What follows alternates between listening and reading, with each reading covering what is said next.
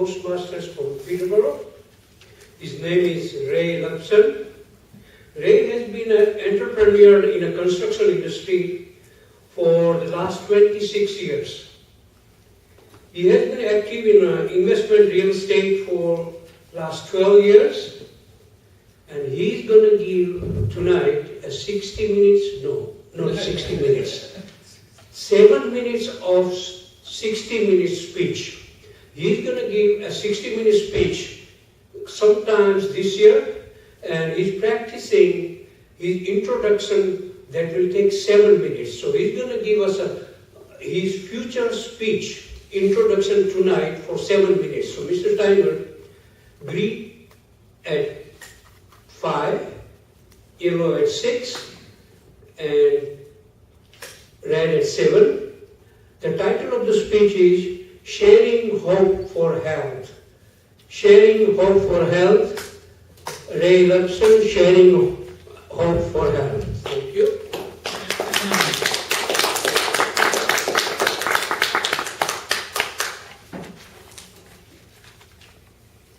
The year is 1994. The location is Doctor's Clinic in Lindsay, Ontario. Dr. Rundle says to me, Ray, the test results from the specialists are in. The diagnosis is you have fibromyalgia.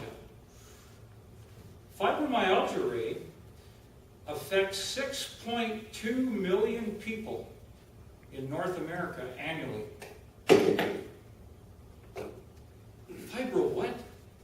What is it? Ray, it's a disease that, as you know, you've been coming to me with large amounts of fatigue, muscle pain, and massive tissue connective pain. Not typical for a male active in his early 40s. More typical for a female in her mid-30s and rather inactive. Well, we've got the diagnosis. What are we going to do, Dr. Rundle? Ray, you have to understand that there is no cure for fibromyalgia. No cure. Well, what are we going to do? Ray, I have a prescription here for you. And typically, I would recommend permanent disability because the pain will only get worse. And you will not be able to continue to work on your construction company. Can't continue to work. What are you telling me? Ray, this is for real. There is no change. Well, what caused it? Just as there's no cure, Ray, there is no known cause for fibromyalgia, but we can manage the pain. The prescription I'm giving you is for Amitriptyline. 1 or 2 side effects you might want to keep note of.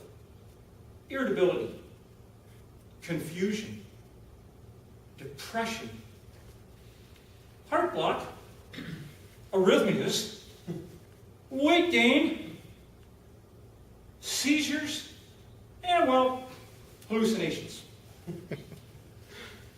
How would you feel when your doctor told you this as a construction worker? Permanent disability. And Dr. Rundle also said, Ray, you've been my patient for a long time, because I had been. And he knew I was self-employed as a carpenter. And consequently, he says, Ray, you don't have a good enough policy, I'm sure, to put you on permanent disability for the rest of your life. He was right. He did know me. I did not have such a policy. But I own a construction company. I'm the president of that construction company. I'll just have to make some changes. I'll tweak my estimates a little bit, get the guys to do more work. Oh, that's right. I'm 25% of the workforce. Good job my wife brings in a regular paycheck every week. Just like clockwork, that paycheck from it has never been missed. She's a payroll manager and an office manager. Oh, for my company. The prognosis isn't looking good. How would you feel? Would you be depressed as I was when I left the doctor's office? I didn't understand. I never smoked like my dad did. I never drank alcohol. Well, not more than 5 or 10 ounces a year, whether I needed it or not. I didn't have what I considered any bad addictive habits. How did this happen? I took the prescription. I went to the coffee shop, had a coffee to get perked up because I'm rather irritated and confused and a bit depressed, and ordered a couple donuts just to get a little sugar energy going. I had no idea what I was going to do. How was my wife going to respond to this? Irritable, confused. Well, I liked those sweets. So because I didn't have other bad habits, I became a dessertaholic. And my wife was a wonderful cook and great at baking, and everything she made was fantastic. In fact, one time we went to Vegas, you know those long buffets that stretch down the length of the casino and around the corner past the theaters? I decided this week to Vegas, I was going to be on a special diet. Because after all, I didn't have other habits, addictive habits. So I was going to eat very selectively and check out all the desserts on all the buffets in all of Vegas. And it was conclusive. Not one of those buffets could match my wife's. So I could just continue to eat and eat and eat. Well, what do you imagine happened to me as I continued to eat? Put on a bit of weight, then I put on more weight, then I became more discouraged, depressed, and more irritable. Of course, I had to take more drugs because the pain level went up.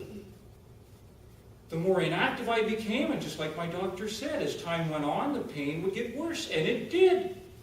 It got worse, so we increased the pain level, the medication level. And I would continue on and eat myself bigger again.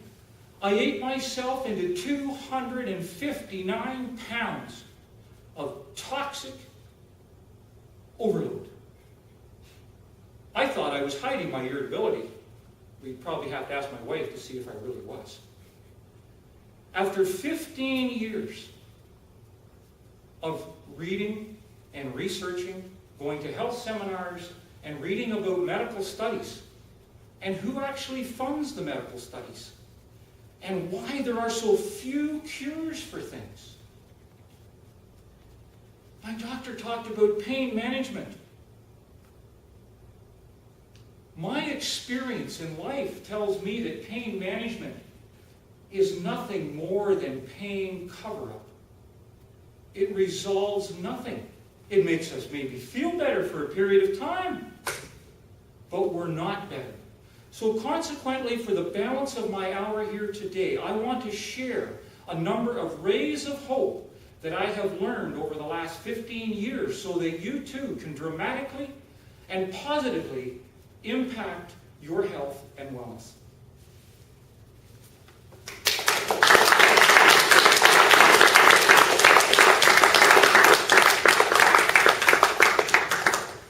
Thank you, Ray. This was like a soap opera. Or you go in a movie theater and you just see the trailer. So now you're enticed and waiting and waiting. If this is just the introduction, when are we going to get the real thing? I hope you will invite us again in your next segment. That's the body of the speech.